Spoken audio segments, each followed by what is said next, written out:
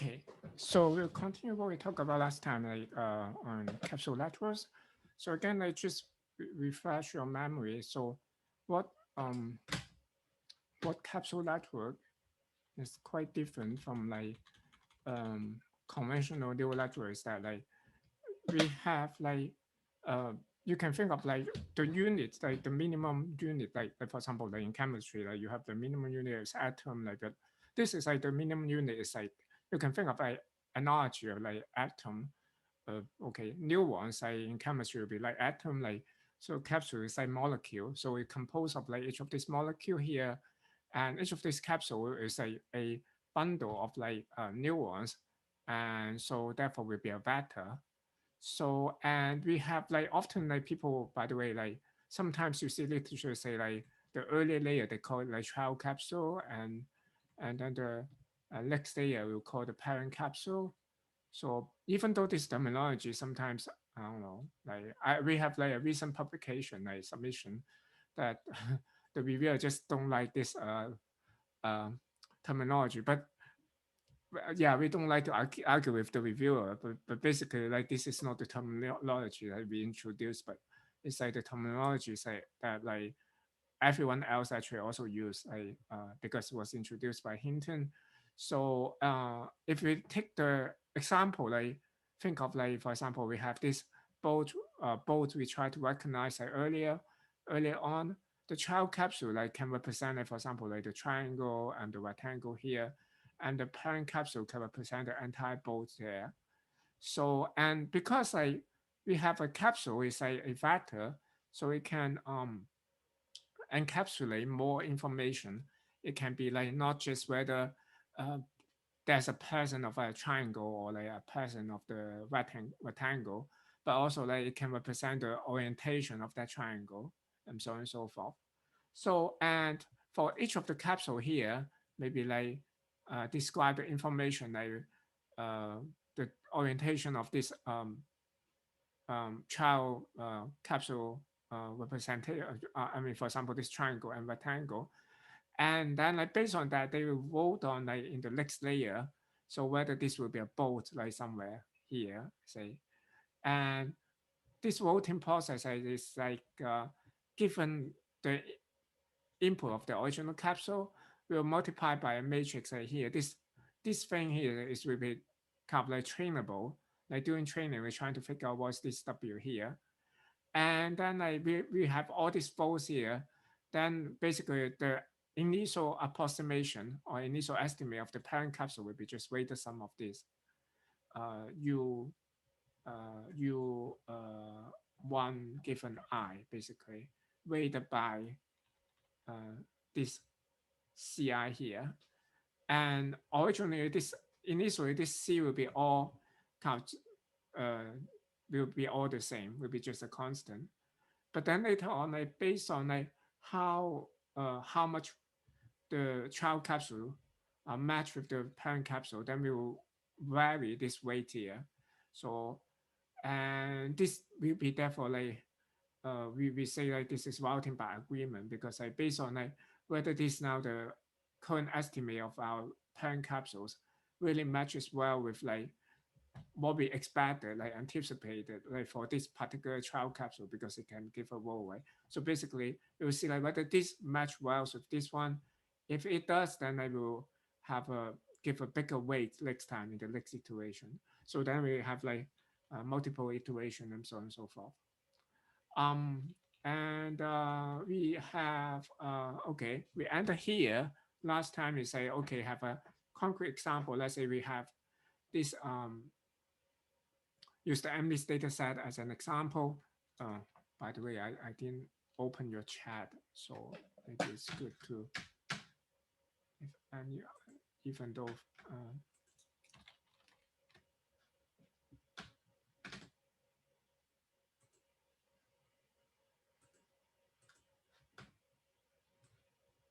okay.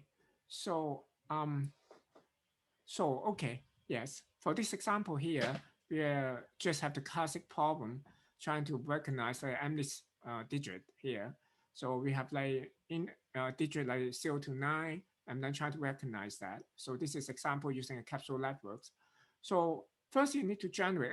Okay, it's a very simple model here. You see, like only have like one capsule layer. So we were trying to generate like a capsule representation, a child capsule representation for a portion of the image. And then from that one, like we have the final parent capsule, like we'll determine whether this is a 0 or 2 or something like that. So let's start from the end here. So we have the parent capsule, like because there are 10 classes, we have 10 of them, right? And then so how how like okay, how much we score that input belong to a particular class will be just look at the magnitude of that capsule, digital capsule, output capsule. So we'll just look at the magnitude. If like the one is like the, so eventually the one with the largest uh, magnitude will be, for example, if I have one, the corresponding capsule have like the largest magnitude, then we will classify as one. So, and if we go back to an earlier layer, this is just a capsule layer, right? So we described earlier. Now the child capsule here is generated like just using a conflat. So we take, as you see here, we take just the input image, and we use a conv layer with a kernel like 9.9, and we don't do any padding with strike one. So then it reduces the dimension to 20, right? Because of the boundary there. So we have a dimension is like 20 by 20. And also like, okay, the number of filters is 256. So you see like the dimension is like 20 by 20 by 256.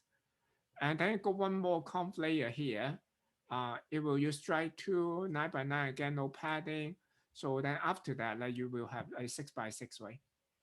And we will use a, again, 256 filter here. Yeah.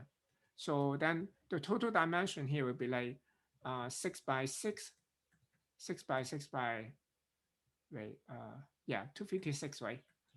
But then we group these 256 filters into 32 groups here. So with each of them, 8 of them. So then like we have like this, uh, each of them will be a capsule now with a dimension like 1 by 1 by 8, basically. So, and so therefore like we have like 32, like we have like 32 layer of capsules by 6, right, for each of these um, uh, um, uh, image dimension here. Yeah, and with that, this will be my primary capsule or like the child capsules, and then this final capsule. Then just as we mentioned earlier, we will do like routing by agreement, and then you can, yeah, you can just train as typical what's going on in conflat as well.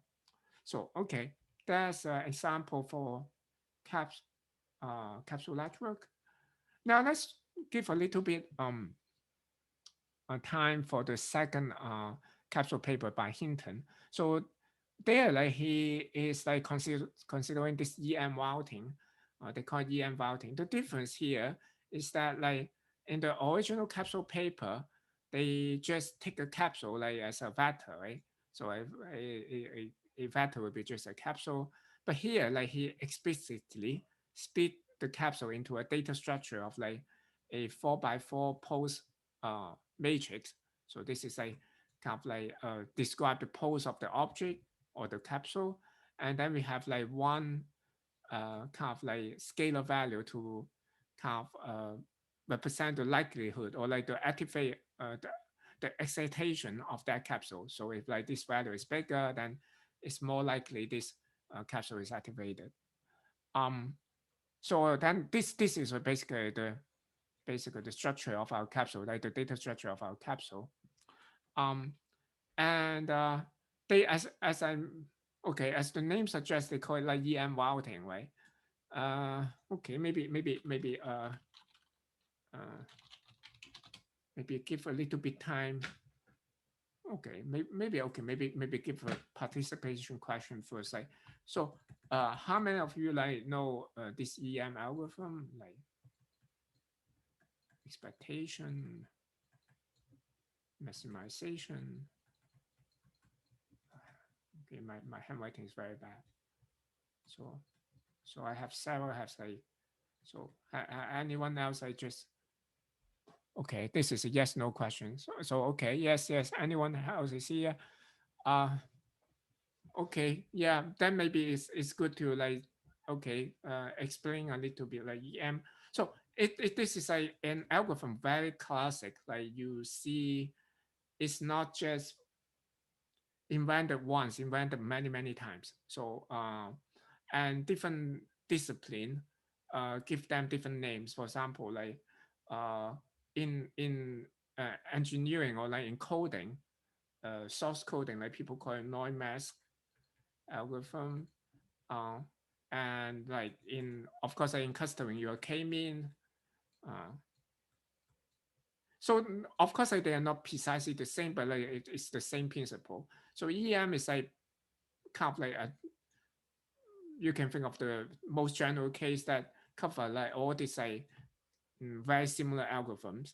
So let me describe like k-means because k-means is very intuitive. So um, the k-means algorithm is trying to do clustering of, okay, by the way, k-means, you guys knows that, right? Maybe like a second question. Like, so how many people knows k-means then?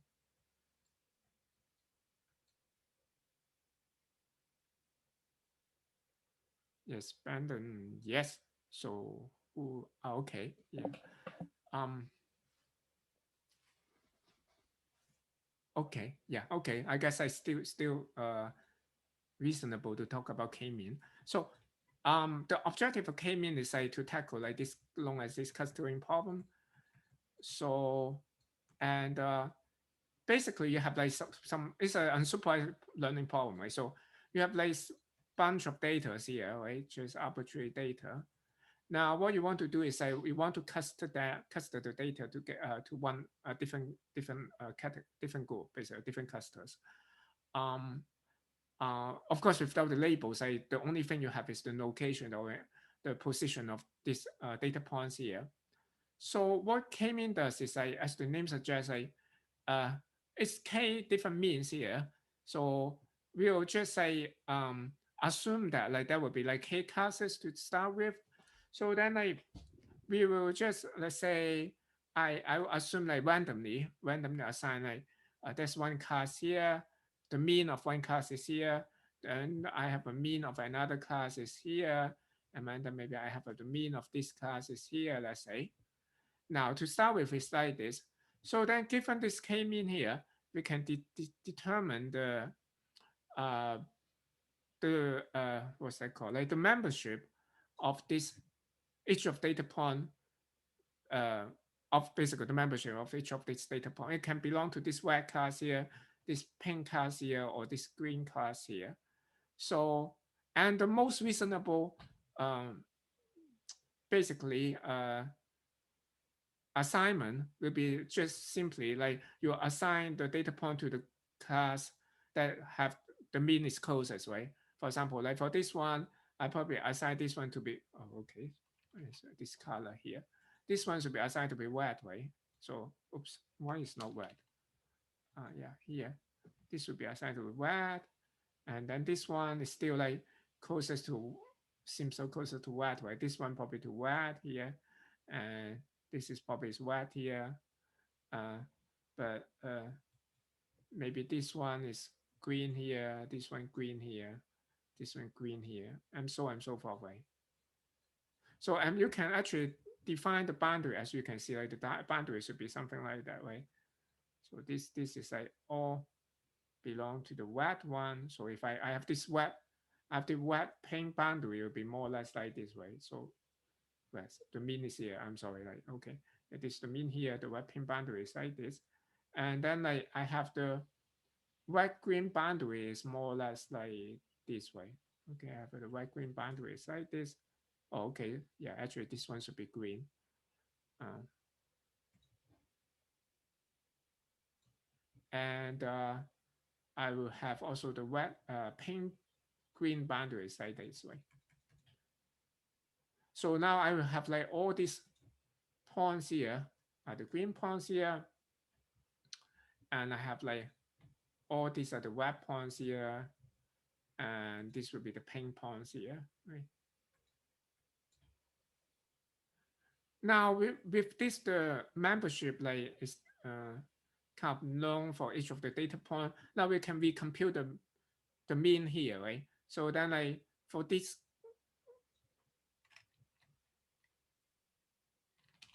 for example, for the pink class here, I only have 2 points here. Apparently the mean should be somewhere here, right?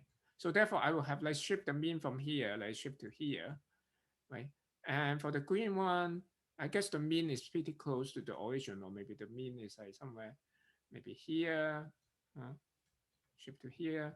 And for the red one, it will be somewhere probably closer to here, right? Because I lots of points here. So the move to here. So with this update, then I can compute the membership, right? So now with this, then I will have a new boundary now.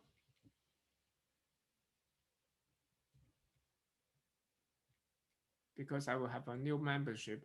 So I have the red one is here, the pink one is there. So the red pink boundary probably is here, right? And then the red green boundary is somewhere here. Right? And then the pink green boundary is somewhere here. Now you see like I will have this one no longer belong to green now. It's kind of like fall to the pink now. So this move to pink, and this is green. And this one, let's assume this is still green. And then this will be wet, or yeah, something like this. Then you continue to do that. Eventually, in this case, you should eventually move to a boundary, something like this. I will nicely separate the points into a free cluster in this case. And basically, like you see, is two iterative steps, right? One is like you determine the membership of each of the points. So given the mean, current means. So, and yeah, I always got kind of like, don't remember, but I checked that yesterday, like which one is called the E a bit, which one is called the M. Computing the membership, uh,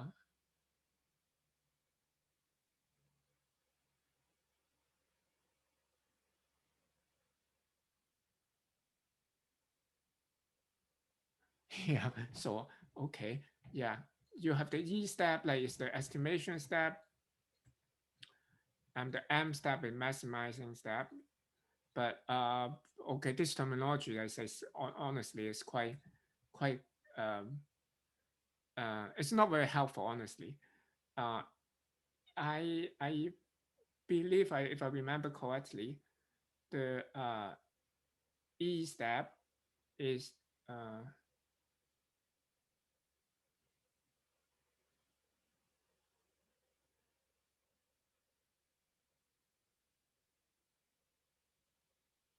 E step should be estimate the. Oh, it's okay. Okay, I don't want to try to go into that because okay, that's two steps, like applying two steps. So one is like finding the mean, the other step is trying to find the membership. So this is the k-mean algorithm. Like typically, EM you can use like for lots of like different problem. Like, but for this particular clustering problem, like the precise EM algorithm is actually a soft k-mean algorithm. So soft k-mean meaning that like when you do clustering, you or like when you find the membership of like two, for example, if I have like one mean here, uh, uh, the red is like here, and then maybe the pink is again we have pink here, and the mean of pink is here, and then the mean of green is somewhere here, let's say. Oh yeah, somewhere here. Now for the points here, like you say like okay, maybe I move more like here, so it's apparently it's green, not apparent, right, but it looks like it's closer to green. But like for this one, this membership is a little bit uh, I would say like uh too confident to say it's green, right? Because it's like very close to red as well. So for soft k-mean, we just say do a weighted sum of like this kind of distance. Like in the sense, like we will have a membership that is like probably like 50% green, or like even like maybe like 40% green, and then like 40% like red, and then like maybe 10% pink, something like that. We'll have a membership that is not completely fall into one class. So, but that's the k-mean algorithm. So, by the way, I just find an illustration like from Wikipedia like just a moment ago. So, for example, this is like for the hard k-mean is like now you start with like I guess this per side is the mean, showing the mean, and then you move around, right? So you have these two classes here. So as the iteration goes, you get closer and closer to converge to get you a this data. Yeah, actually, I think like this data point is not very nice. They could like assign a better data points that illustrate better. So if I eventually maybe I guess you'll get a better like more nice cluster. So anyway, this is the EM algorithm and k-mean clustering. So when for the Hinton's second paper, as I mentioned, they use EM to do the routing by agreement. So as I mentioned earlier, now the capsule have a representation, or like the capsule output has a representation. It's not just a vector, but include a 4x4 matrix is describing the pose of the capsule. So I think this is a little bit, honestly, a bit arbitrary. So I don't completely agree with that, but it's okay. Like this is like what they did. So they take a 4x4 matrix to describe the pose.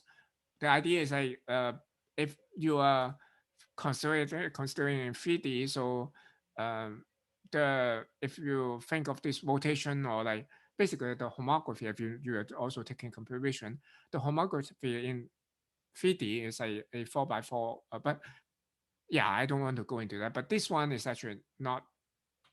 Yeah, I guess it's a little bit stretch on that, but that's fine.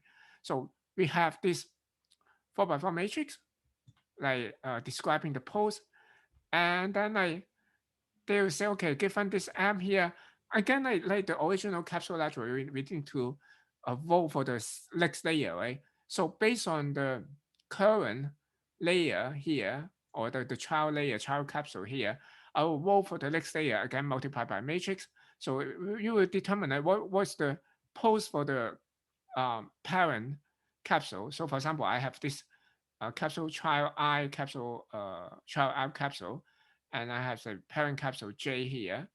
So for example, this is the orientation of a triangle here, and this determines the orientation of a bolt here. And you will multiply this pose here, this Mi here, by this Wij to determine what will be the pose in this here, like Vij here. And then like and then like we will determine the agreement of the pose is basically like by this this cost here is a little bit complicated, looks complicated, but it's quite intuitive. Like it will be just the probability that like given that the child capsule is I, what's the probability that parent capsule is J, something like that.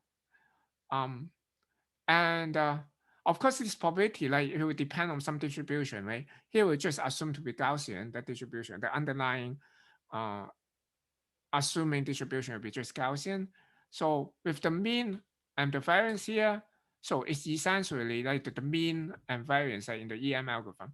Oh, by the way, like in the EM algorithm I just described earlier, or like k-mean, like it just have the mean is varying, right? So, but apparently you can also update the variance.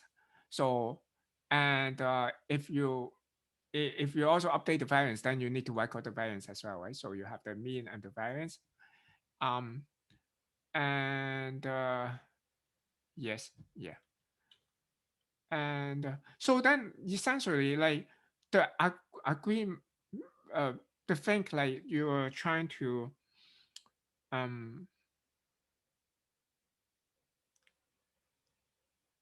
the information you're trying to like pass from one layer, capsule layer, to the other capsule layer, or like the one that you are trying to use to determine the weight, is like the membership essentially.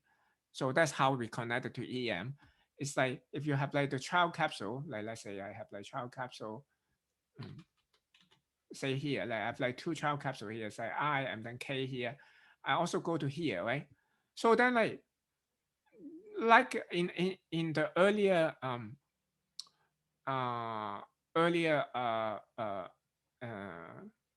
the original Hinton's paper, after you have the vote on like what do you expect for the parent capsule, you're going to do weighted sum of this like vote here, right? And the weight is determined, okay, in the original paper. It's like how you're going to match like one capsule like in the child layer and with the parent capsule, right? So in this case here, the the weight, that's basically like when I weighted sum all these folds here, or the weighted sum all these Vij here to determine the final parent capsule orientation, um, it's basically just will be the membership in EM. So we look at like, okay, whether the membership, like this I here, uh, yes, it's really belong to this J, or wait, or the other way around. Yeah, um,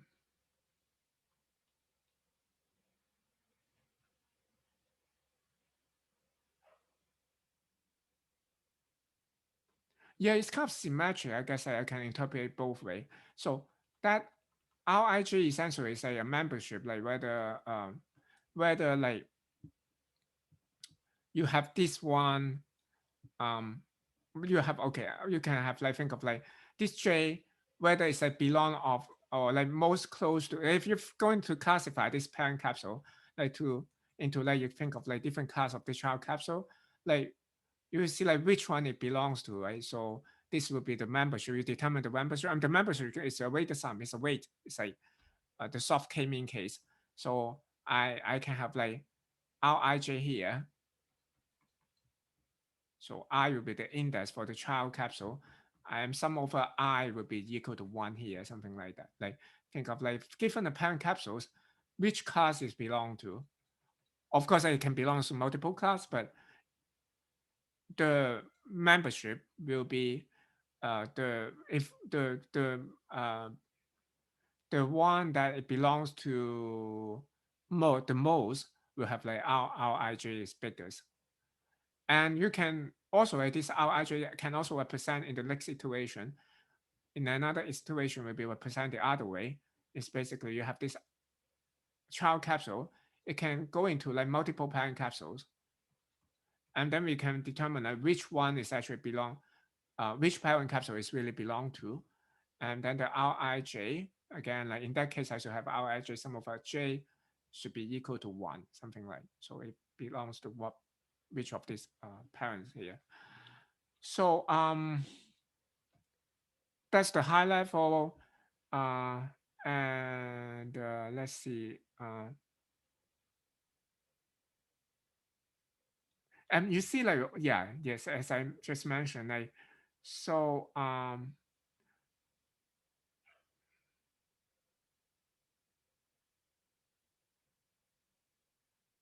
the output capsule, um,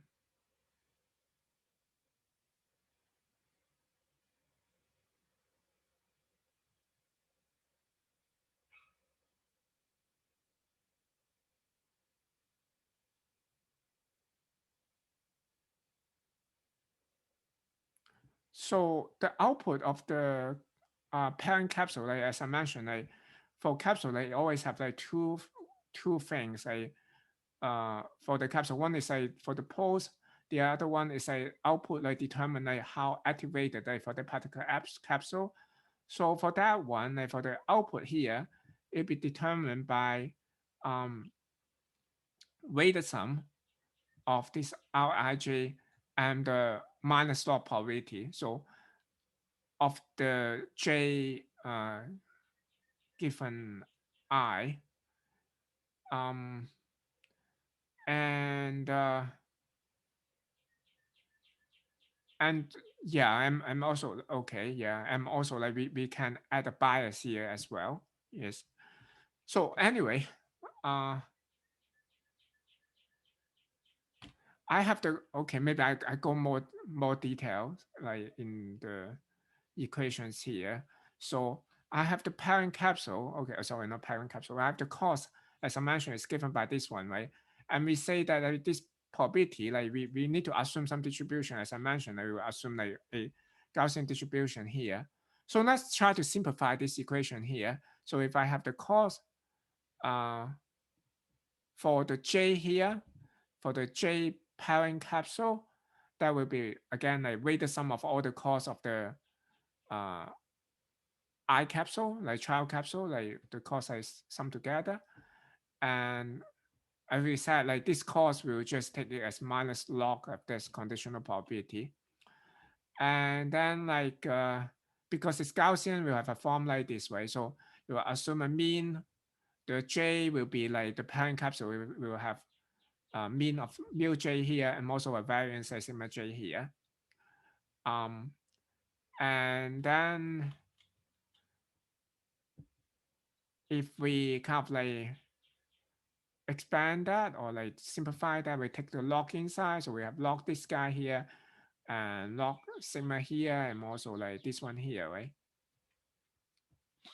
So here we go to a little bit detail in the EM. So remember like for the EM update, when we um update the mean, especially okay, at least we talk about update the mean in k-means, right? So but also like we can also update the variance as I mentioned earlier. If I update the variance, the good estimate for the variance would be simply like this, right? So if we know the current membership is Rij for the I variable, or sorry, I child capsule, the membership like to be J will be like Rij with a fashion Rij. Then for the variance, I just estimate for this particular, if I have like child capsule I to parent capsule J, that variance will be just the square difference, right? It's very reasonable from the mean. And then we should just weight the sum by that one, right? So therefore we have the estimate of sigma ij can be this. So, but what's interesting, if I substitute this guy into this one here, what you see is like this exactly, I get this one will get cancelled, right? So because I have also like some Rij here. So after simplifying that, so this will be just equal to yeah, this should be just equal to some Rij really.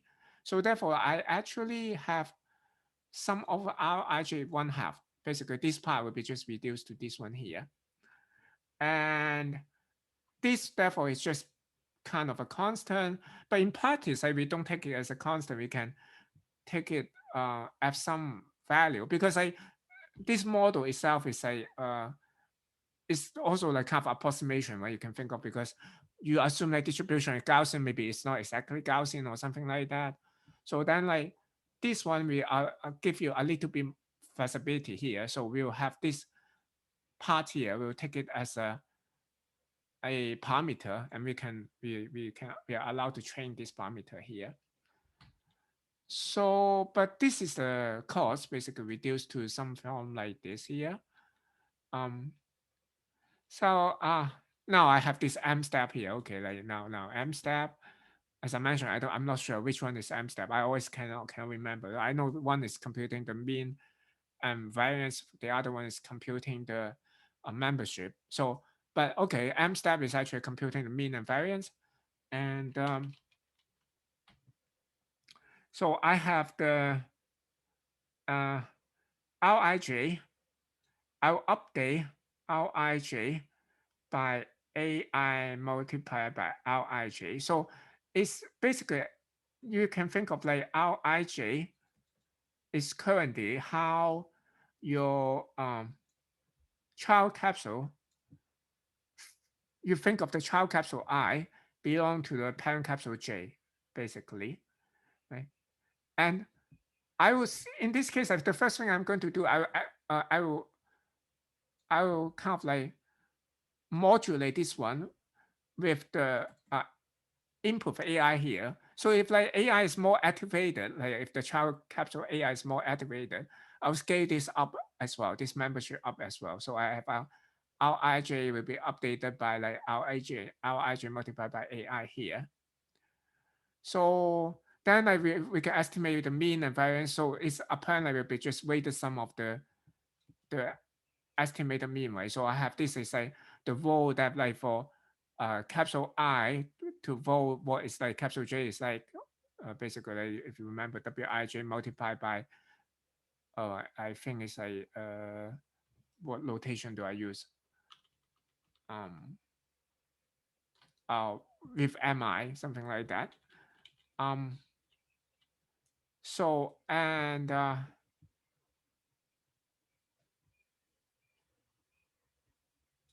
so I will have the mean, it will be like this. So note that I have like a bunch of poles here. You can have like multiple poses here. So or you can think of like it's like attention, you have multiple head essentially. So for each of them, like I can have a different mean there. And so I can update the variance again with the formula I just mentioned in the previous slide. And I can update the cost like this that is derived earlier, right? And the final output for the parent layer will be this one as we mentioned at the beginning. So it'll be like some of the costs like kind of like uh, modulated by a bias, and then I do a sigmoid. So this is essential. You can think of this as a new one, right? This is just a new one output, a classic new one. Like you just weight the sum your input, add the bias, and then I do a sigmoid activation. So now go to the E step, which is assigning probability. E step will be simply given the current mean and the current variance of the J parent capsules, we'll just determine like what will be the probability uh, of the I child capsule belong to the J capsule. So that would be just look at like what they vote, right? If they vote closer to the mean, then I will have a higher PIJ, or otherwise I will have a smaller PIJ. So this will give me the match. And then like given this probability, I can just set RHA. This is like essentially just like normalize this RHA, right?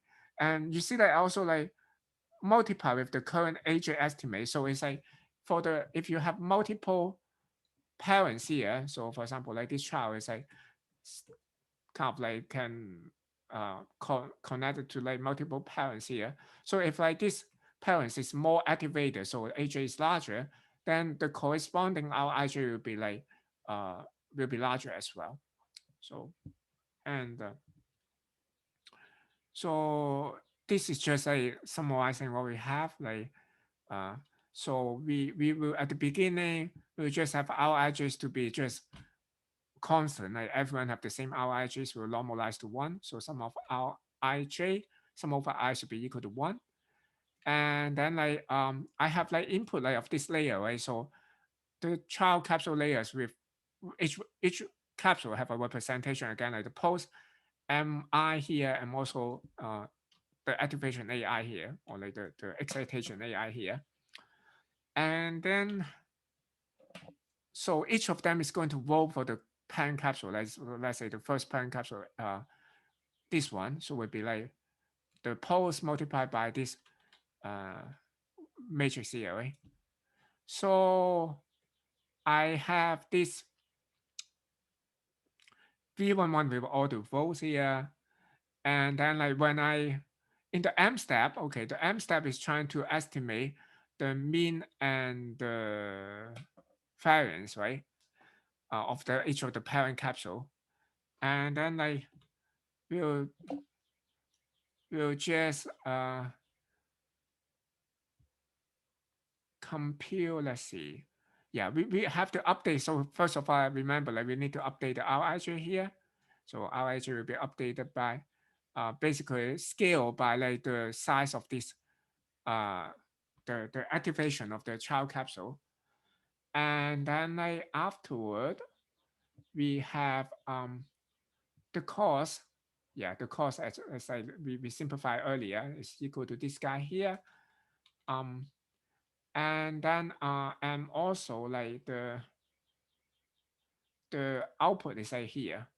Of course, I didn't write down the equation to estimate the mean and variance, but it's just weighted sum, right? If you remember, it's weighted sum of the estimate of the mean and variances. So I mean, it's somewhere here, right? So it's like this guy here. So so then like we have an update. So approximate excitation of the parent capsule here. Now we can do the E step, it's going backward. So each guys here, so we need to compute PIJ. So we need to estimate a probability of like uh, um, uh, the conditional probability of capsule child capsule I actually belong to a parent capsule J, something like. So this will be okay. Again, we need to update our IJ here. We have the PIJ. Oh, okay, sorry. Like the PIJ we already computed. I didn't write down the equation, but the PIJ here, so it'd be like just a computer probability, right? So here we assume, okay, we say like we have multiple poles here. We can have each like multiple head here. Each of them are independently assumed to be like conditionally independent. So we assumed to be actually independent. So we'll just multiply them together. Each of the probability will be just because it's a Gaussian, right? So it's a Gaussian distribution. We assume that given that mean and variance for a particular head. So we look at like what's the vote there. So if like closer to the mean, again, will be higher probability. So then we kind of like take the product of them to get the estimate of PIJ. So how child capsule like match with like parent capsule J. And then we update this Rij, the precise weight, also with the excitation of the parent capsule, like multiplied by Aj here, and then weight the sum with that. So wait, did I? Yeah, and then okay, and then we can go back to the M step then, right? So we have the new Rij, we can go back to the M step, update um update Rij with like scale by the activation is the child capsule and so on and so forth. And then I repeat the steps again. So, okay, this is the EM routing and a bit of remark here. So we have the lambda here, by the way, like in the EM routing for the excitation of the parent capsules. So this is similar to a temperature parameter. So because if you have the set lambda is bigger, then it would be like most moving out. It is no, actually it probably is the other way around. So when you have lambda is bigger, then it's because I can think of this as a temperature. So you say something over T, something like that. T is equal to 1 over lambda, more or less. So when temperature is higher, then you will smooth out a little bit more. So lambda is small, then we will more smooth out. Then if your lambda is big, you are more like a kind of like a step function. Um, and this is like similar to like simulated and I mean similar. I shouldn't know similar to simulated anyway, but this similar kind of like temperature parameters appear, like for example, in simulated annealing. And in that case, we are trying to, yeah, I don't know, like yeah, I don't know how many of you know simulated annealing. So I guess it's not quite just by the way, simulated annealing.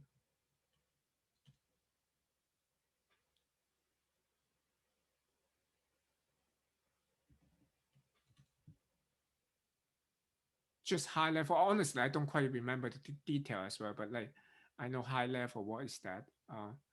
So this is some kind of technique people use for optimization. Essentially, you can think of like the optimization like in training neural networks also use some form of simulated annealing, because like in simulated annealing is basically saying that, okay, if I try to optimize something, like maybe you have like local optimum, global optimum, what you want to do is like at the beginning you want to have the, and you can think of like, okay, why call it annealing or simulated annealing? Is like you can think of like people are trying um to kind of what was that called, like uh maybe like uh kind of like you are creating a sword or something, like a very blade, like very sharp blade, and then like you were in the what do you call that, like some ironing, like, so you try to uh I guess this is like what this annealing like mean. It's trying to like uh when you're trying to, okay, that like the forge, okay, like the word, I guess, the forge is a forge, the blade here, you start with a very high temperature, and then you slowly slow down, I mean like lower the temperature and lower the temperature. So you basically like you have this, if you want to get a very nice like molecular structure of this metal here, you want to basically molecule move around and eventually become a very structural, right? And then you have the maximum strength, right? So at the beginning you will allow the molecules to move around quite a bit, right? But then eventually you want the temperature to be like continue to decrease. Eventually they cannot move around, and they will like die, kind of like eventually become a very nicely like packed structure, and then this sword will become very sharp and so on. So, and this is a analogy like for um that use like for optimization, that you start with like high temperature, you can like move around a lot, in the sense that you can move around, like go to like basically you can get out of the local optimum if you have to, but then eventually you lower the temperature, and then you can only move like within some boundary. um and in this case also, like this one, like lambda is essentially the inverse temperature parameter. At the beginning, like you can set it to be pretty small, or a temperature pretty high, so that it can uh it it can get out of the local minimum. uh and but eventually you should like decrease the temperature or increase lambda, so that like you will get uh kind of like uh closer to the optimal solution. And I said that it's very similar situation, but also used like uh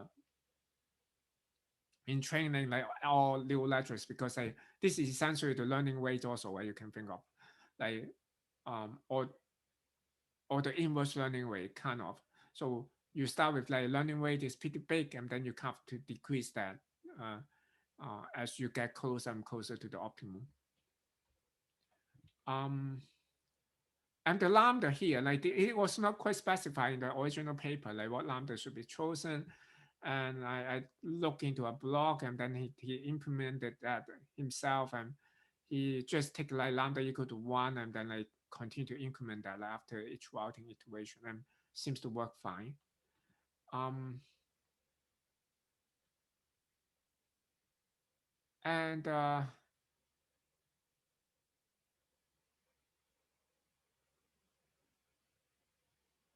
what's this? Okay, I can't forget. Margin splat loss. Yeah, okay, I guess this is not very important. I guess I will skip this one here. So, okay, this is all I like to talk about for EM routing and also like capsule laterals. Um, and so in general, like capsule laterals is maybe just a final remark here. Conceptually, it's very nice.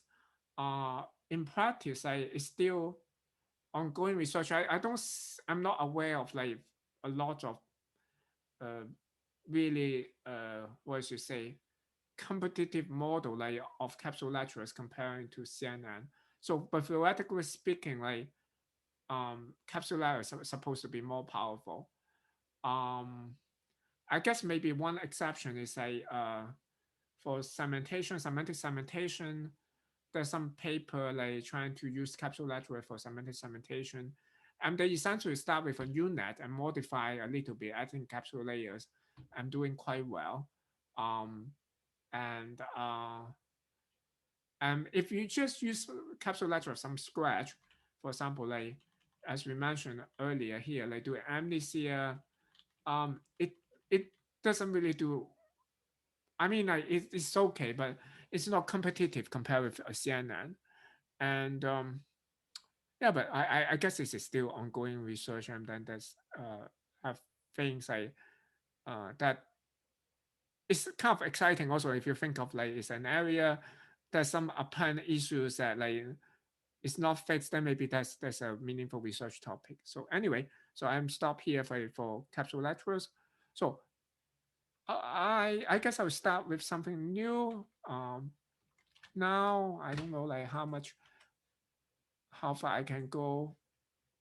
So because I only have 2 classes left, I want to uh, I probably need to skip lots of material, so I just picked some things that I think is most useful and most relevant, maybe like in for you in the future. Um, oh, uh,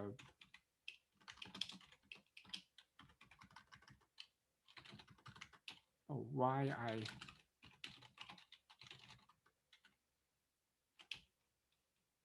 okay, I'm wrong folder. I'm sorry about that.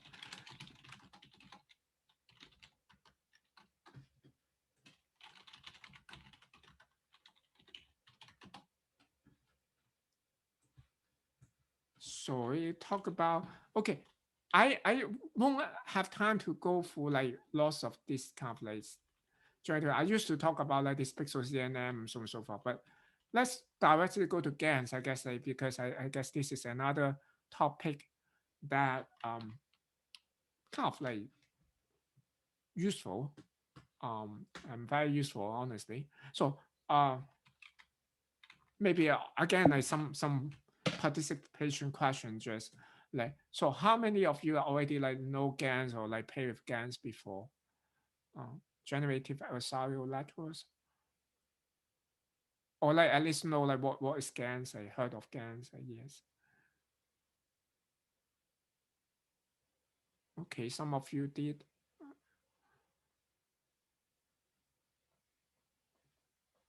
So I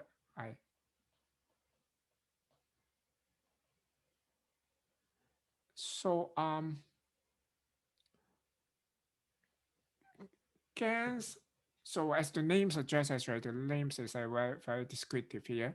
So it's a generating adversarial lateral. So it's a generating lateral. So it's trying to generate something. So the object, of course, you can do. If you look at the GANs, is that yes, typically have 2 components. You have a generator and also discriminator. But people like typically is interested in the generating part. So it's a generating laterals.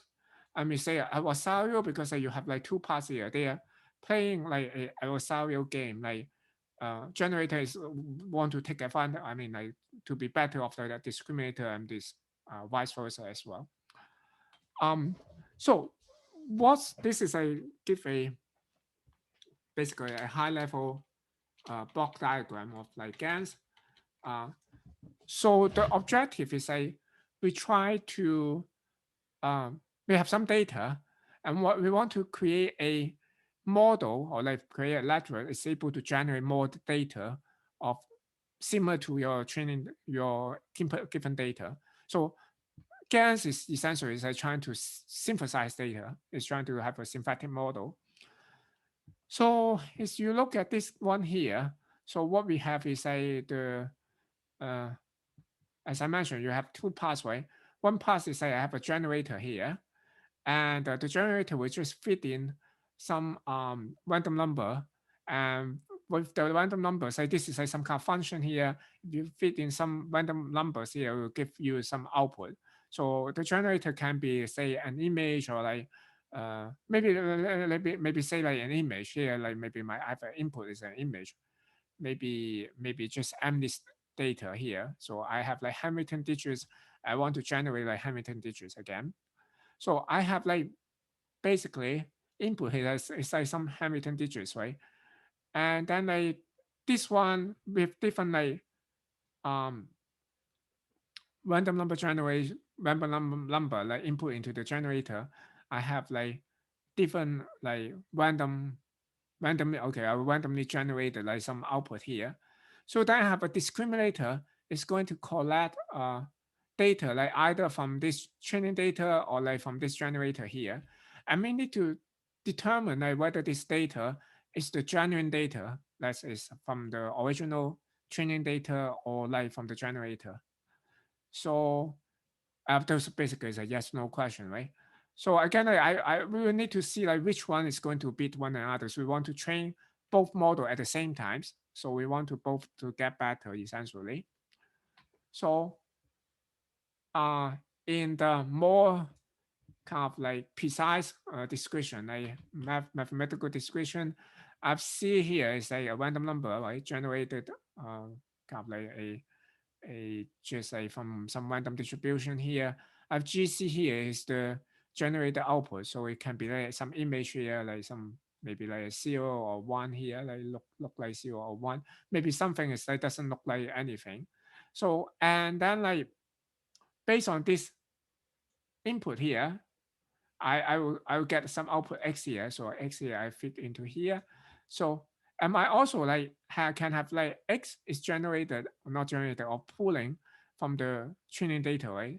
So then this D here will determine whether X is really from the original data set. So whether it's like from QX distribution.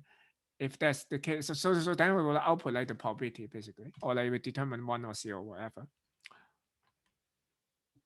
Um, So you can see that like I have like two components here, right? The discriminator and the generator. Then it's really like a classic game theoretical problem, right? So we have like two-player games, like generator versus the discriminator, and each would like to get better out of the other. So I this is actually a minimax game here, as you will see. So I have the model. Let's say, let me have the model here. Let me call it P model. Is like the probability distribution of the generator data. So because I have C here is the basically, if you remember, is the random number generator, right? Multiplied by this P is given C. This is essentially just the joint probability, right? If I marginalize over C, it's given Px. So it's the model distribution, the generator distribution. And then the true data is just the, okay, Qx. So assuming that your training data have the same statistics of the genuine true data distribution Q here. Now the discriminator cost function can be defined as here as this way. So I want the discriminator, let's see, to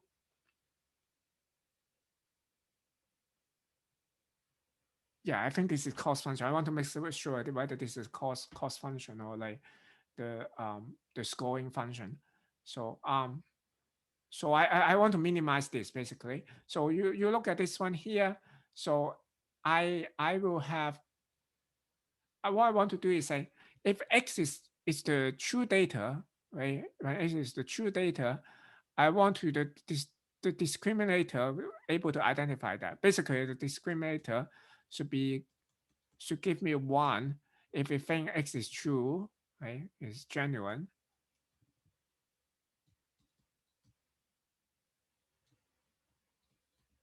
So and 0 otherwise, something like that, right? And and and of course it's usually it's like not exactly 1 and 0, but it's like a score, right? So it give you the probability. So like if dx is closer to 1, then we will say we will think that x is genuine. Otherwise we'll be think that it's fake. So So I have like log dx here. So therefore, like if we say the true data here, I want log this dx to be big, right? Or like minus log dx to be small, right? For the discriminator. And if like it's fake, if like it's generated from the generator, so I want like 1 minus log dx, sorry, 1 minus dx here to be d1 minus dgx here to be big as well, right? So if, or like minus log 1 minus dgx to be small, right? So yeah, it's very obvious. So yeah, okay. Actually, I probably it's better to swap these two equations and say, okay, this is essentially saying that like if x is the true data, I want minus log dgs, or like I want log dgs is big, right? If x is like the fake data, I want one log 1 minus dx to be big. Yeah. Uh, so in terms of the generator, like you can think of generator as one the exact opposite, right? So discriminator want this to be small, right? Want this JD to be small. Then the generator want JD to be big, right? Or like minus JD to be small. So I can have define JG. The generator cost is just minus JD, right? And then like, but you look at that like in terms of discriminate, in terms of the generator, uh, he can only control this G here, right? He cannot control anything else. So therefore, like this is actually a constant to him, right? It cannot control, it doesn't care. So therefore, like you can also simplify JG as this one. So then I have like the generator and discriminator cost. Uh, and of course ultimately you have this minimax game is like I will have like jd wait,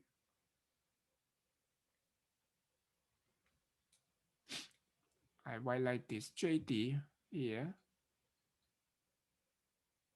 I have this jd here, depends on like the g and g here.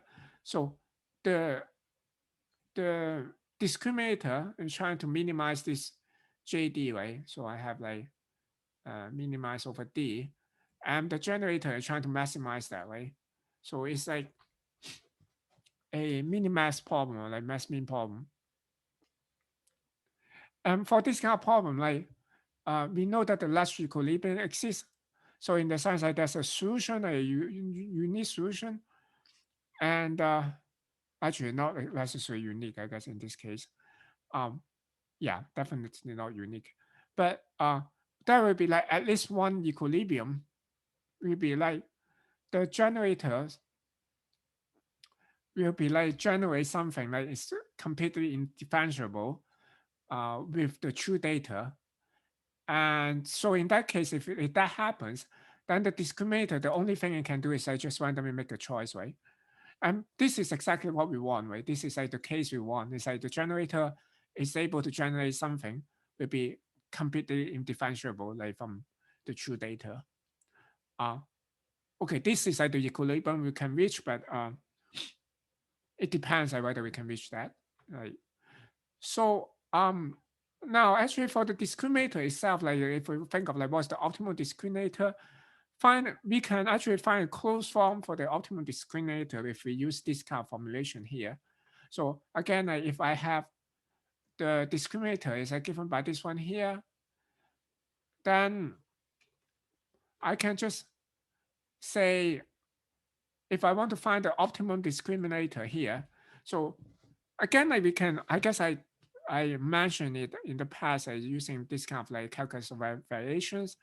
So if you try to find the optimum dx here, the first thing I can do is I instead of trying to solve for like, for example, like try to solve for like the gradient jd with respect to d to 0, it's easier to consider, okay, I have like the optimal solution d here, d star here, and then I try to say, um, what if I vary this optimum with some variation like delta lambda delta x here, whether like this here, like of course like D here is a function itself, right? So therefore like this D here is like some high dimensional object, is not a scalar. So I have like this delta x should be like same dimension of D here and can vary in whatever way. But I have like lambda here should be small. So if I have big variation, then it may not work. So I should have like lambda is pretty small. And if I take this one, just a small variation of this lambda, it should give me close to zero as lambda is equal to zero here. So as I do that, okay, I have dx here, d star x is equal to, it's this one, right? Dx, I have dx here, if we remember earlier, I have dx here is equal to e, x is a true data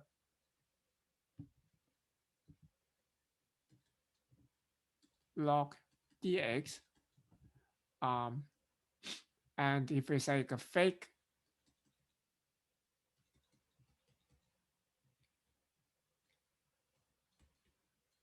so I should have like 1 minus dx, something like that, right? Minus I here. Now I replace, I can substitute dx by like d star plus lambda delta x, right? So I substitute this one here. So I have this here, and then if I take the partial derivative with respect to lambda, so I get this and this here, right? And now this is what? This is taking like x as a p data, right? So and by the way, lambda is very small, right? So this I can ignore that. So therefore, like this part here will be something like uh, expectation x taking p delta and multiplied by delta x. I can write this expectation as an integral here. So therefore, this part become an integral here, right? So it's like the probability x, probability p data x multiplied by this one here, right? Multiplied by this d star x and delta x here, and take the integration with respect to dx.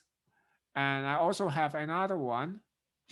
So this one here, I have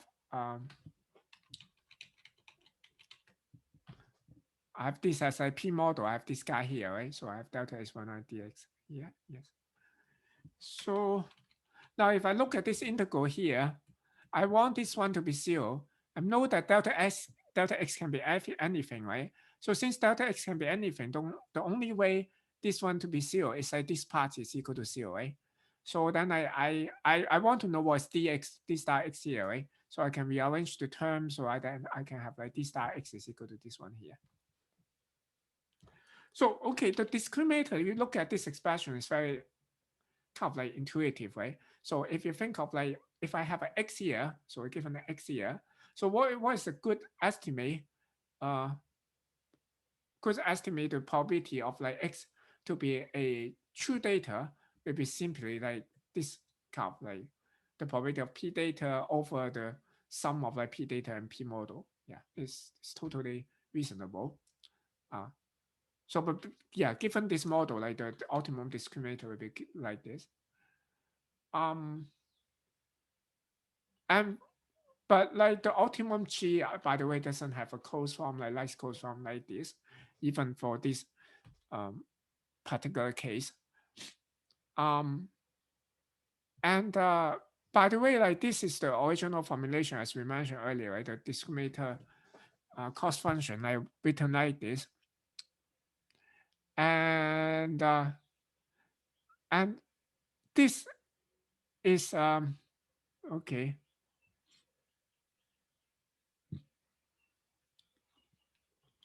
This sometimes is not a very good formulation. And so sometimes we like to like modify this like to have a different cost function. So and well, okay, maybe like it's easier to explain here. So what's going on is like if you think of like you start right at the beginning, this is the let's see. Oh, this I cannot read this clearly here.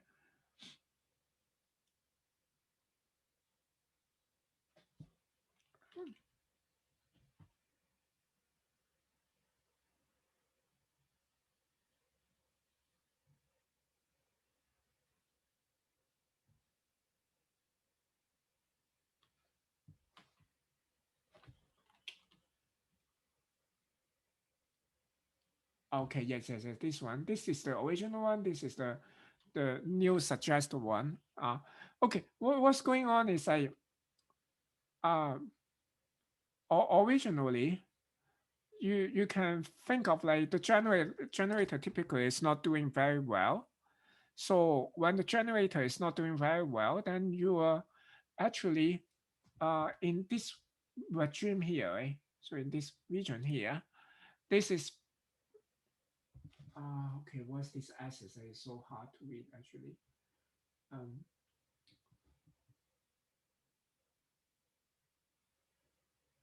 GCD.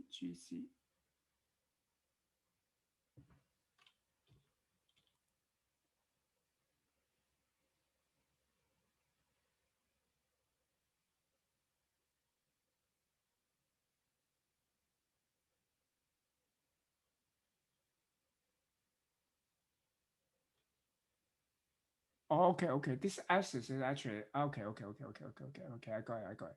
So this access I didn't can see it. This is like this access. Did you see here?